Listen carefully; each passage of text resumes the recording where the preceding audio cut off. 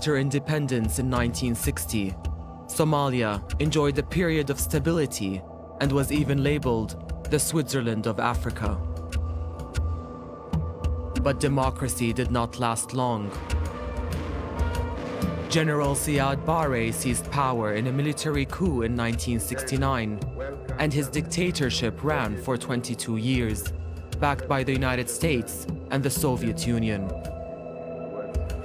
His ill-fated war with Ethiopia ended in failure, and his allies abandoned him. Barre's rule became more and more brutal, and tribes across the country rose up against him. His eventual fall from power triggered the civil war that continues today. Al-Shabaab still controls large parts of the south of the country, and the northern region that declared independence in 1991 as Somaliland maintains its separation from the rest of the country.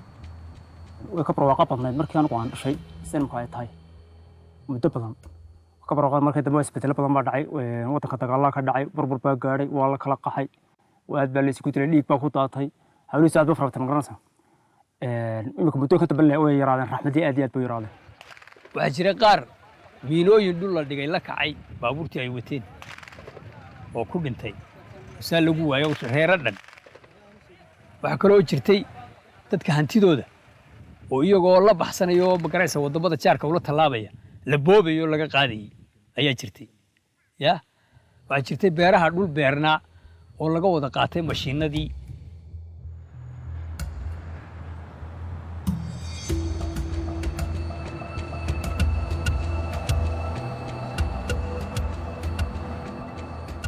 كورمية waxay ka qarxay miro dagaalkii ku salko ku bisaqashankii ururka Soomaaliya ayaa aniga kuriya kala mino taasi markaa iga soo kadhaw xilada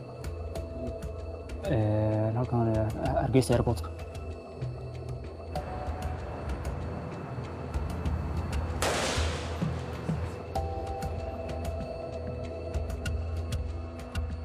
إلا دجال كسعودي عديد على مهدي ويسكف في عناد أفرت بلود دجال قبلي أو حنبا كدعي على مهدي عديد بربر كان بدي سداسي كسو جارت وياهم بدي كومدعين كارو أما بوين كان لو دجال ما إنكستو إد جرين لاين ميشان إد كفينا زنالة حد ودعي لبض خوائل أي جرتي مركز كان جوكتينه مركي أركان دباتدان oo dadkan walaalahooda dagaalamay ayagan wax ka qawayseen waxay isku dayeen masaajidaha inay galaan masaajidii ku jiri waayeen waxay isku dayeen inay dalka ka dhoofaan cadal meelahaas ay geereen way dhoofeen badin way.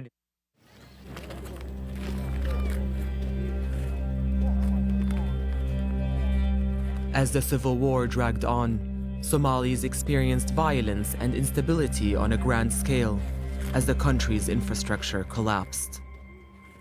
Public and private property was robbed or destroyed.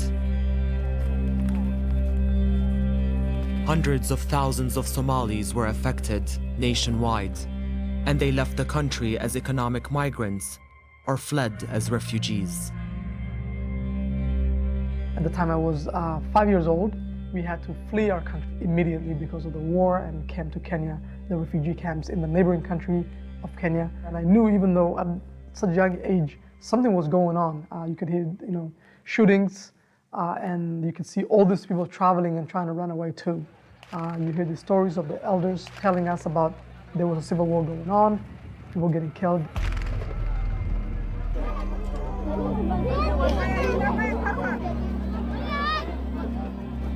Well, as a kid, I used to ask my parents why we in the refugee camp, and the answer was, because of the civil war that happened in 1991, which was, the year that I was born.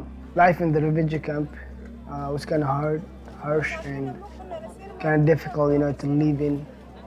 But my mom and my dad, they never gave up, and even though we were in refugee, which, the definition, of refugee, is clear and, concise.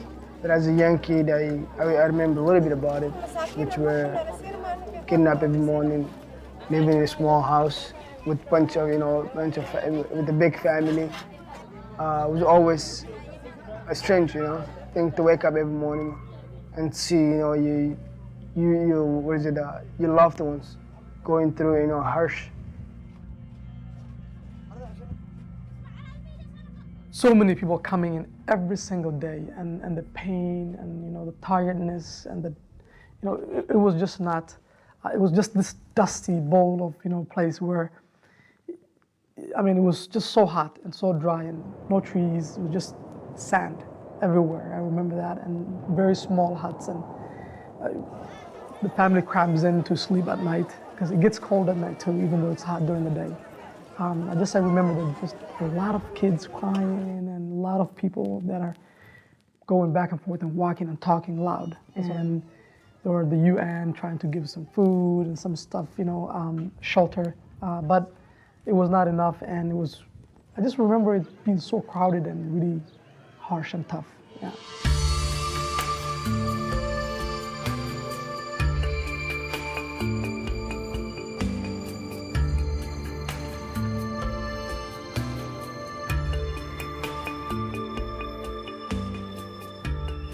There are more than 1.1 million people displaced from their homes and their original places of living. 1.1 million people. There's certainly nearly that same number who are reliant upon food assistance from United Nations agencies and other donors, nearly 1 million people who cannot meet their own food needs.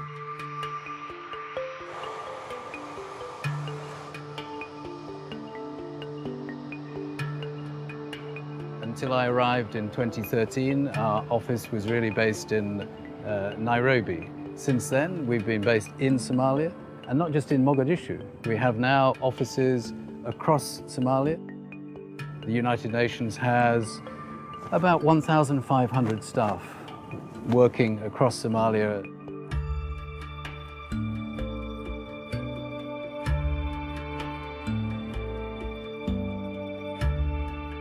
Here in this camp, this is the headquarters of the United Nations Assistance Mission in Somalia, but also the base of all the UN agencies, funds and programs who can find a home here as well. From here, we operate at a field mission. This is a mission people come to because they're committed to making a difference, committed to helping people enjoy a better life.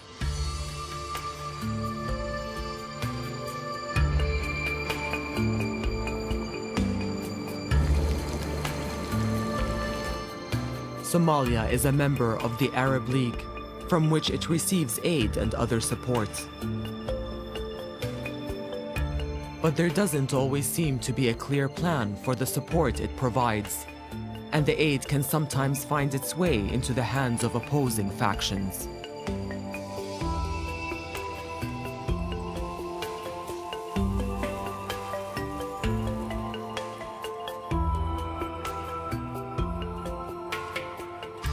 Somalia is a member country in the Arab League, and it has been that for the last 40 years. And those difficult years, the Arab countries were the foremost runners in support, particularly the people of the Arab, not necessarily the governments, but the people-to-people support has always been very prominent. Arab countries are not absent in Somalia. They are building mosques, they are doing this, they are doing that, they are doing this, okay? But there is no national vision for the country. What they can say is they can put $1 billion on the table and they said, Somali people, you have to choose the government you want so that we can help you build your institutions, okay? They put money into politics. In 2012, they did. That's how the current guy came to power. Much like the African Union doesn't have any authority over AMISOM because it's the EU and the US that financially supports them and logistically supports them. The Arab League, in my opinion,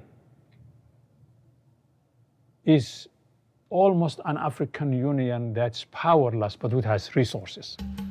Those who can't afford to seek asylum in the West seek refuge in neighboring countries, but the grass is not always greener there. dabeedna anigu waxaan beertay beertan waxaan dadkii markii hore u qaxay Djibouti marka halkaa waxaan deganaa muddo haddii la yidhaahdo 20 sannadood ayaan deganaa bacda 20 sannadood waxay ku xubaatay Djibouti dabeedna waan soo guuray anigii carruurtaydu waxa weeyaan 4 carruura 3 hablood iyo inan iyo hooyadood markii aanu soo guurnay halka waxaan bilaabay beertaydii inaan beerto yaa waxaan ka qoday ceelka lacag fara badan baa iga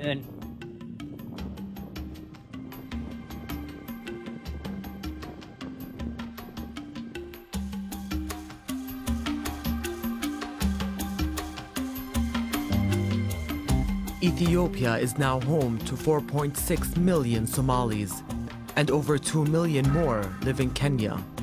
In the Arab world, Yemen has the most Somali refugees at 200,000, followed by the UAE with around 50,000. In Western countries, Canada is home to 150,000 Somalis, followed by the UK with around 100,000, and then the US with 85,000.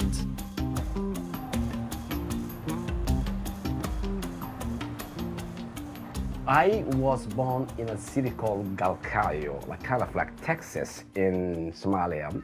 People make a lot of jokes, wonderful city, but I grew up in Mogadishu. Family was there, everyone was family, we had neighbors, we played soccer so much. I was great, I would say that.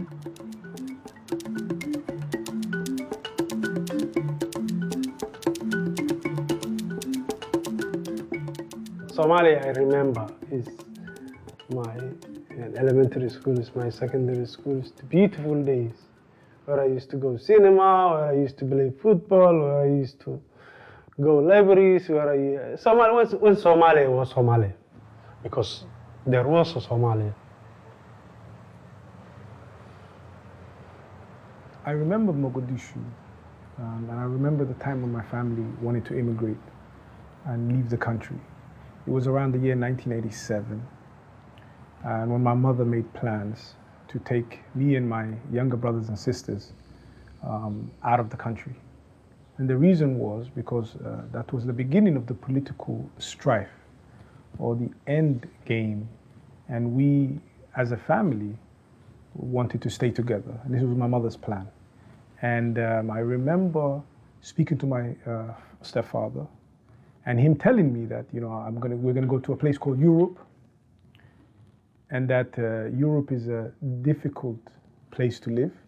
It's gonna be a totally different environment than the environment you live in, and that you must now become the man of the family because he will not be with us.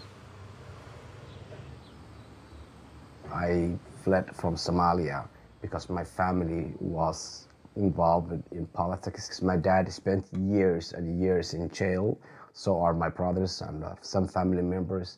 Most of them fled to Saudi Arabia, some of them to Ethiopia. I even was in Egypt at one point or another. Cairo was the only country I could fly for without visa. So I was stopped there and plan strategy. Where do you go from there? It's a long story. I went to Moscow, I went to Finland, I went to other places, but the destination always was to come to UK. By the time we left, there was no civil war in Mogadishu. We flew out of Mogadishu International Airport on a Somali airline flight. And these things don't exist anymore. And we watched the war on TV. But the experience we shared with our relatives, they all experienced the war, they experienced the refugee camp.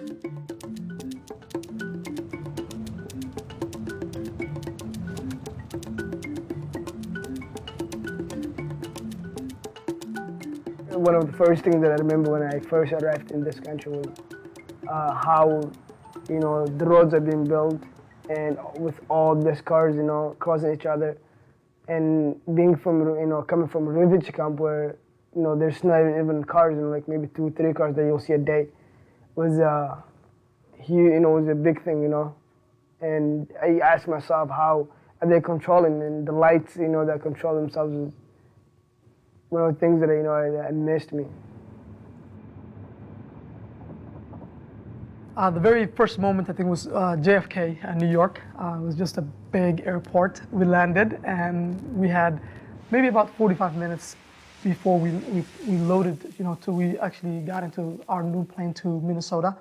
It was just grand buildings, amazing. I mean, even though I was in Nairobi, and Nairobi is a metropolitan, but it was even bigger than that, just a bigger scale, huge airport. And we didn't go outside to, climb up to the airplane. It was just, we just walked into this little attachment and we were in the airplane already.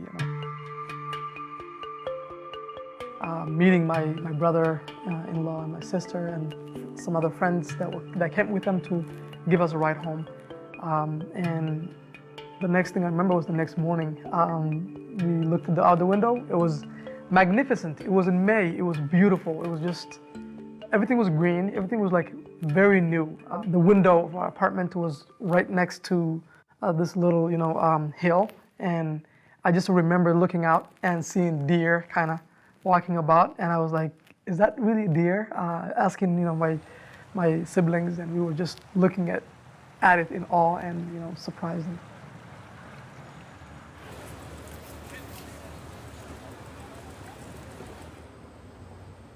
لما أنا جيت على هنا ما كان عندي أي فكرة، يعني جيت وجلست عند خالتي بس ما كنت أدري بالضبط إيش اللي الهدفي في الحياة بصراحة. وبعدين أخذت حوالي يمكن سنتين وأنا أفكر في الموضوع وأطور من لغتي، لأنه لازم تيجي تعادل، ما يمديك إنك تيجي من بلد ثاني بدون ما تعمل access course وعشان تقدر تكمل مرة ثانية. دخلت كوليج وسويت life science، يعني intense biology, chemistry and math. وبعد ما خلصت قدمت على University of East London وتقبلت على طول. I think we're all guilty when it comes to Somalia, I really do. And I think the only decent thing we have done as the British has been to allow Somalis to come here and settle in Britain. But that's hardly a solution.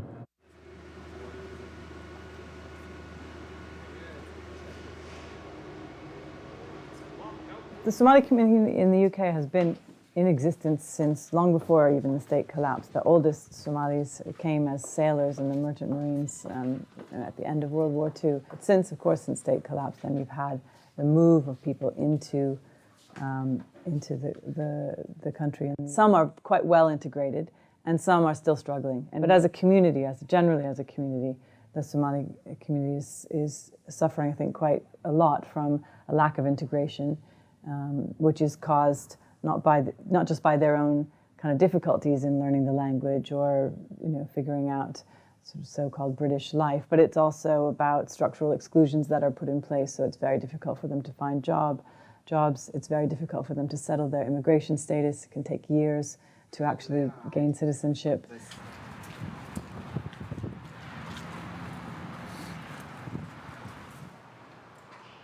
When you are outside of the United States, the treatment you receive from the United States might be very different than the one you receive from when you are in the country. In this country, I haven't seen any interference of the government doing anything bad to the Somali people in Minnesota, for one. The community has been welcoming. Obviously, there are small tensions that every now and then happens, but predominantly, the Somali community here has been welcomed. The community has been very welcoming, and everyone is allowed, if you want to work hard, the opportunity to succeed. When we came here, they give us a green card, where they will tell you, that you have 5 years legally to become a citizen, and the first 3 years, it's just to show that you care about the country, that you're giving back to the economy, you're working hard, you're not being criminal, and immigrants are hard workers, as they always been, and take big part, which we are, a country of, immigrants. Now that's very limited. Since September 11th, things kind of change and it's very different. So now most of the people that come either as a resettle, as the UN agencies resettling families in the United States, or the visa process, which is an immigration process, not a refugee program. Somalis who only reach neighboring countries, however, have more acute problems. After a spate of attacks by al-Shabaab in Kenya, the government there began ordering Somalis out of the cities and back into refugee camps. Some were even sent back to Somalia. Others were so desperate, they fled to war-torn Libya. In Libya, people are not being welcomed as refugees at all. They are being deported continuously. I'm talking about Libya. People who are desperate enough to flee to Libya, to cross the Mediterranean, and being trafficked as a product. If you don't pay the money they want, first hand will be cut. Then next order, if you don't pay, second hand will be cut. We always see people going around looking for money, collecting donations, so they can save those refugees who fled to Libya, who are now being enslaved in the camps or in farms, rather than being welcomed as a refugee.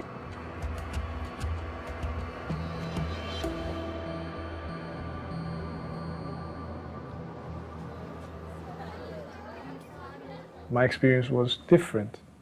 It was an experience of being a middle-class family in Mogadishu, having a lot, and then coming to London and being refugees and having nothing, and living on welfare.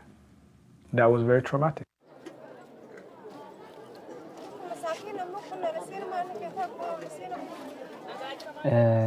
saamaynta dee way saameeyeen dad wayna ka dhinteen waana ku naafownay adduunka waana lagaga qaaday dhima geelgey anigu waan lahay kan ka badnaa waa lagaga qaaday walku naga qaadan garanaysa marka wallahi aad bay dhibaatooyinku nooga soo gaadheen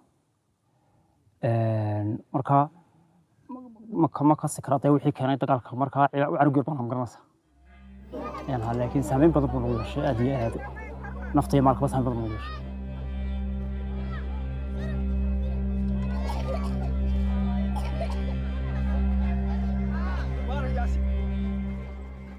Hassan Abdullah's wounds may never heal.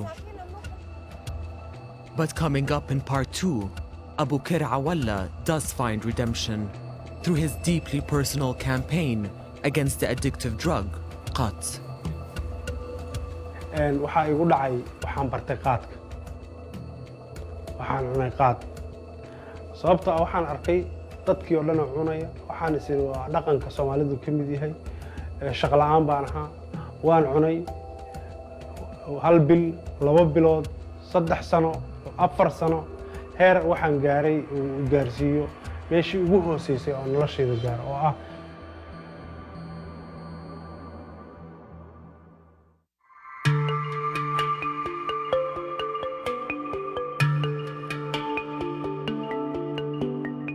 Somalia's long-running civil war resulted in a terrible famine and a wave of refugees fleeing the country. Most ended up in refugee camps in neighboring Ethiopia and Kenya, but many set their sights further afield. After lengthy and often dangerous journeys, they reached destinations in the UK and the US. Now, part of the Somali diaspora, they still have strong attachment to Somalia and its people. They often do their utmost to improve the lot of the Somali communities they live in and the new refugees who followed them across the world. The one thing that I'm very proud of, and I will tell my children and my grandchildren if I live long enough, is that when I was new to America and I just became a citizen, I got involved in a process to redistrict the city of Minneapolis. Now the redistricting happens every 10 years. And it happens after the census, because when you do the census, you realize some areas have increased in population, others have decreased. And by law, every ward or every district in the city has to have the same population. Otherwise, you can't have the one man, one person vote. So we took part in the process in 2012 to redistrict the city. Because what they asked for, the Charter Commission or the commission or the body that was creating the redistricting, they asked for input by the community. So I created a group called Citizens Committee for Fair Redistricting. And I called for the creation of 2 districts, 2 opportunity districts, one for for the Latino population of our city, so for the Spanish-speaking population, and the other for the East African population, the Somalis, the Oromo, the Ethiopians. And that was taken up, and you can say that we were the godfathers of the map of the city of Minneapolis.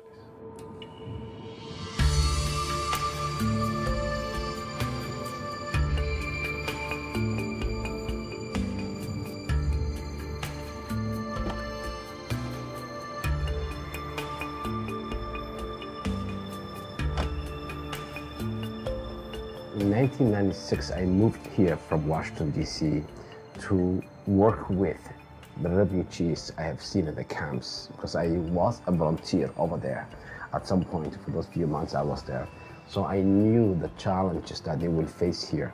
So I came here, I became an interpreter, I became a I become a counselor, I become a cultural broker.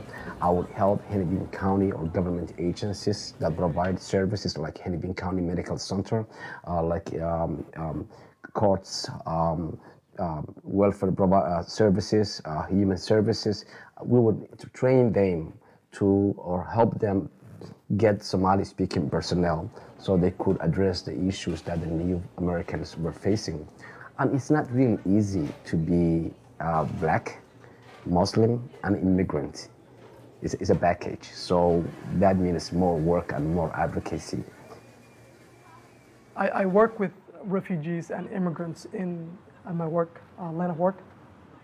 I'm always, drawn towards that line of work because I identify with the refugees because I was a refugee myself at once. I sympathize with what these people go through. When you are just uprooted from your country and you are landed in a foreign country where you don't share the same language, same culture, climate's very different. Somalia is very hot, kind of almost semi-desert, to a very cold, like Minnesota weather. So I'm always sympathetic with refugees and trying to give them my piece of advice and any support that I can provide. I'm very fortunate that I'm able to do that while earning a living and working. So this is my job and I'm very happy with it and proud of it. One of the obstacles to rebuilding Somali society and a threat to its communities abroad is a stimulant called khat. It's illegal in countries like the UK and the US, but widely used in the Horn of Africa, including Somalia. Abu Kir Awalla is a Somali living in the UK who's dedicated himself in recent years to campaigning against the use of khat. It was a dream coming here to UK. I came here July 1997. I was a young man. I had big dreams. I wanted to be something. I want to go universities. I want to make my family and fathers and my mother happy. Laakiin waxaa igu dhacay waxaan bartay qaadka.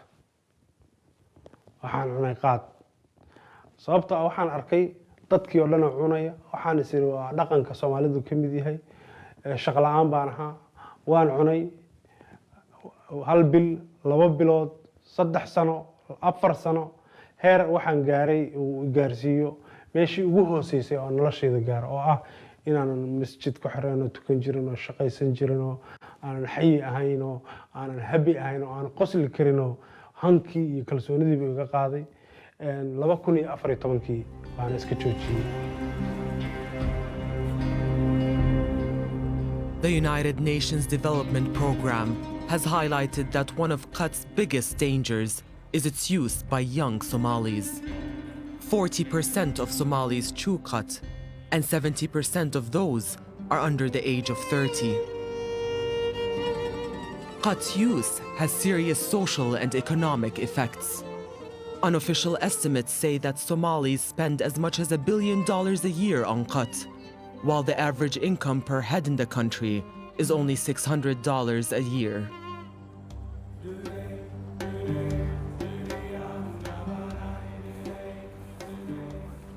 So 2014 weli waan xasuustaa 2014 bishii Febraayo 14keedii bariyahaas waxaan ahaa nin xoogaa isku buuqsan oo xanaaq badan oo dagaal badan wax walbana waan ka xanaaqi jiray dadkana waxaan u malayn jiray inay aniga xamanayaan marka dhowr mar baan dagaal galay niman hore isu dagaalay baa halkaas iyo halkaas torre iga geliyey iyo halkaas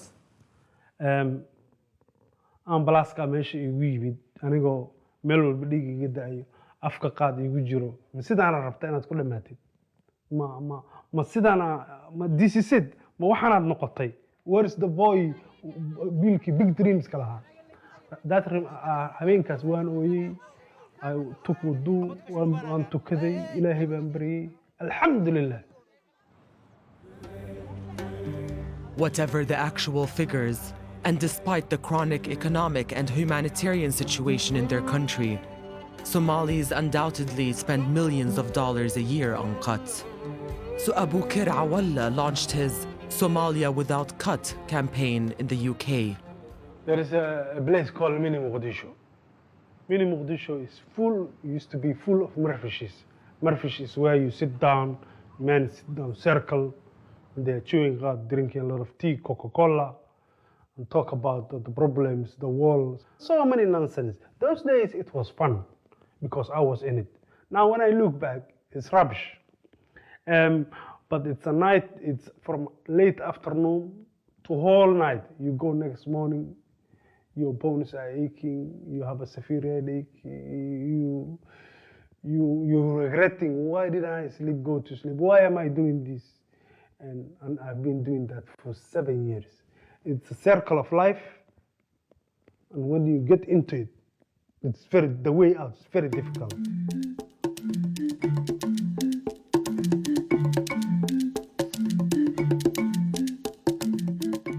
It's been 11 years now. I got a job within 1 year. I got a family. I start smiling. I start dressing up. I start going mosque. I start, being confident. And then I thought, if I am lucky, what about caruurta kale Soomaaliyeed? What about kuwa soo koraya oo u haysta qaadku inuu wax fiican yahay? And that's how I started this campaign.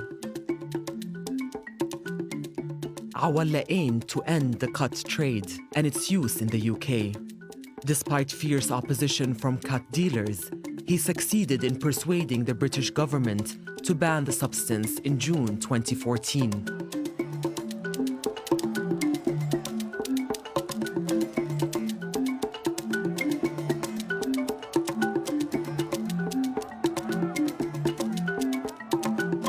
His success prompted Awalla to take his campaign to the streets of Somalia itself.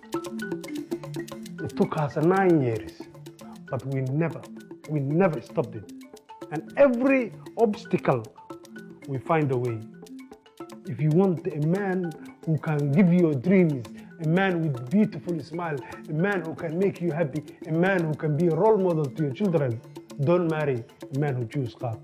And if every Somali girl says, I'm not gonna marry a man who chews khat, then that means that will do a lot of pressure.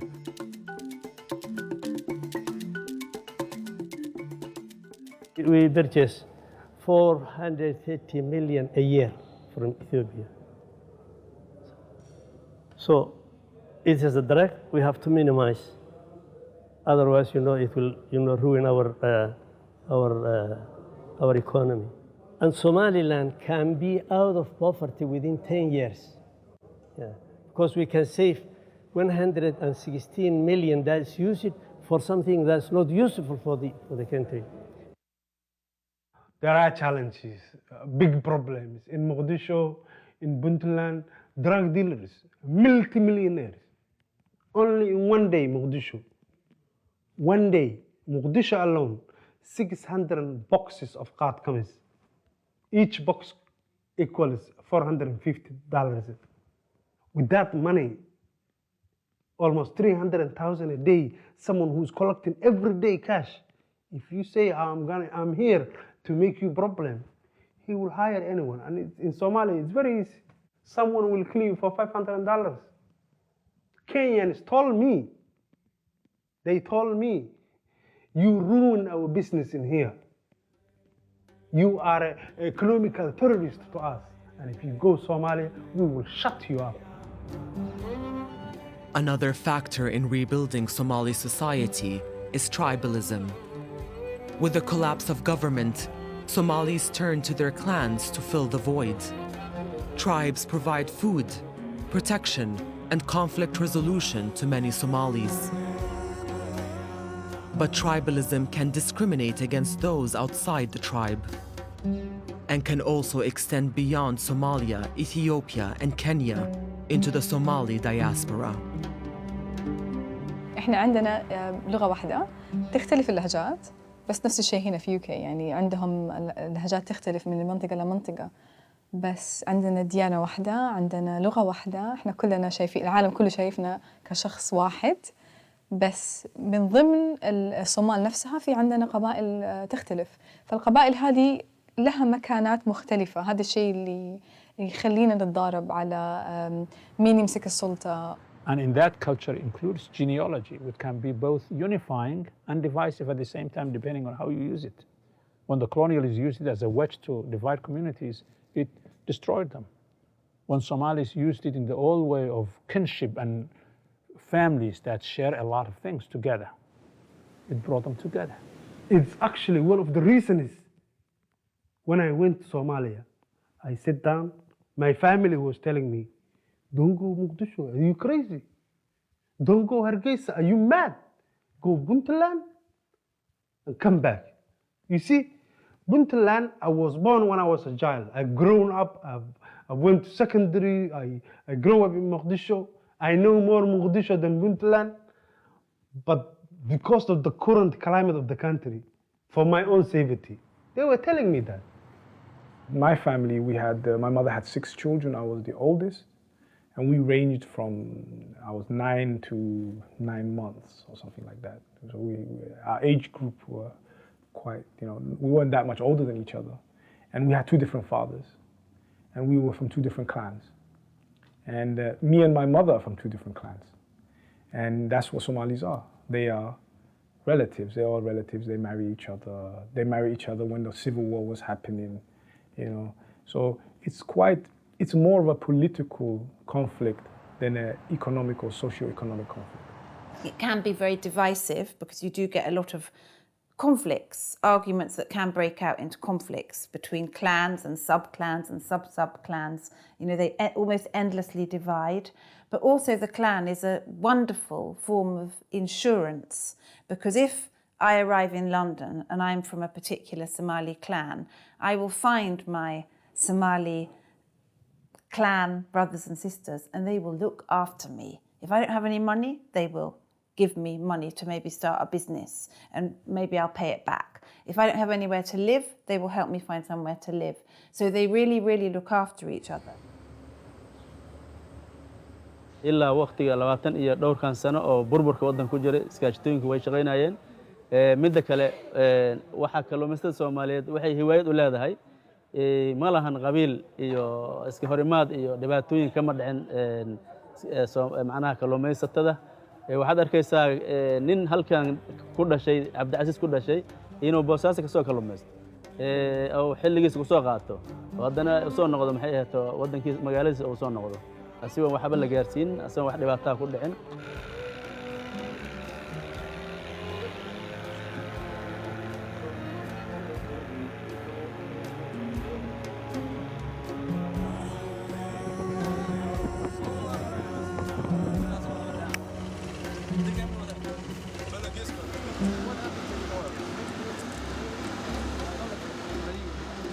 And certainly in the way in which we, in my company, the fishing company that is based here, Pontus, we are aggressively of the view that it's good for business to employ people from all of the social groups in this country and not just from one.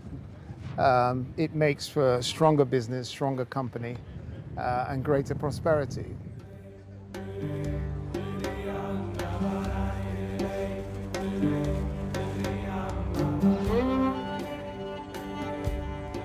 People are realizing, I'm glad there is an organization called Anti-Tribalism Movement.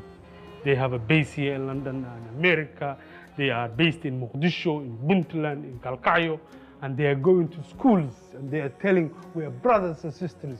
We can marry each other. You can like me, although I'm not your tribe, because I like you. You know, they're doing dramas, shows, they are writing articles, they are using social media. So there is a lot of good changes. I see hope.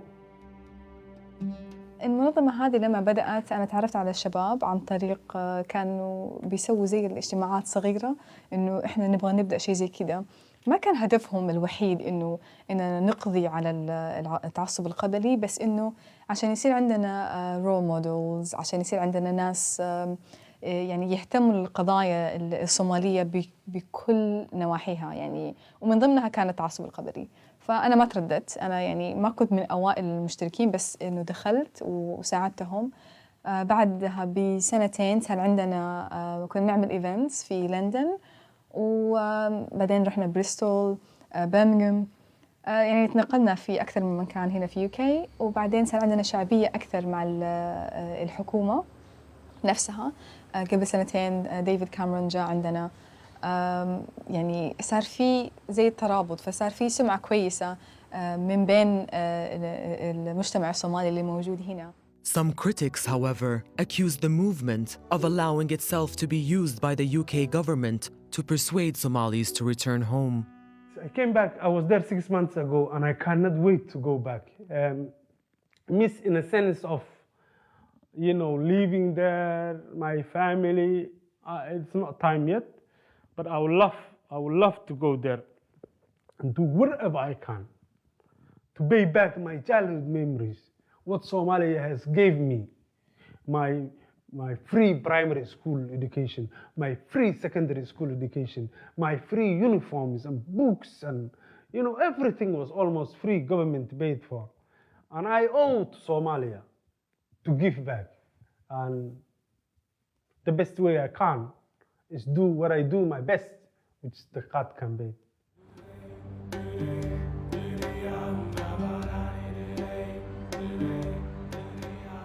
لو الصومال فعلا المجتمع الدولي اتحد وحاول انه يحسن منها، وصار زي ما قلت انه ناس بتحب انه الصومال والصوماليين انها تصير دولة كويسة، انا كنت حشوف نفسي بعيدة تماما عن التدريس، وكنت حابة ان انا اشتغل مع وزارة الصحة على اساس انه يصير عندها دافع اقوى، وعشان نسوي بحوث اولا. كنت ابغى اكون باحثة ادرس الاسباب اللي تخلي الناس تمرض اكثر شيء قبل ما اننا نوصل اوكي خلينا نبني مستشفى، فابغى اعرف الروت بالاول.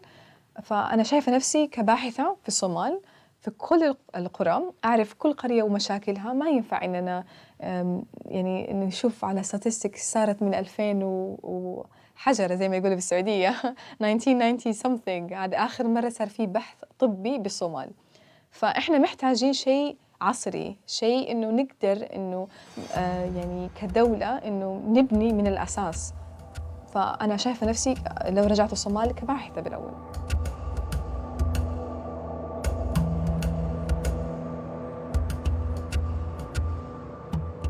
It will happen, inshallah. It might not happen in 10 years, it might not happen maybe 20 years, but one day, the way it is now, my inside I cry sometimes when I see Galmudugland and Puntland and Somaliland and Jubaland and Kidalland, and Ethiopia is saying, well done to you, you are come here, you are my brother, but don't talk to him, that guy. Dividing and ruling and playing with them like little toys. It just breaks my heart. But inshallah, Somali people of Aqli, Hayawan Ma, they know inshallah someday we'll come back. We'll be back.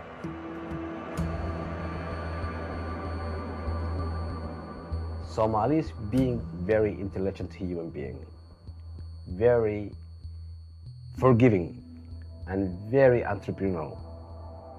They will build that. They're already in the process of building it. I don't know if it's going to be cost-wise livable for everyone, but for sure it will be built. While Somalis abroad wait patiently for the civil war to end, they do what they can to support Somali communities around the world and contribute fully to their adopted countries. presidential elections are planned for November 2016, but it remains to be seen whether they can bring change to an almost ungovernable country. But until peace is restored and the government can regain control of the whole country, Somalis have little chance of restoring the much-needed order to their country, which has eluded everyone for so long.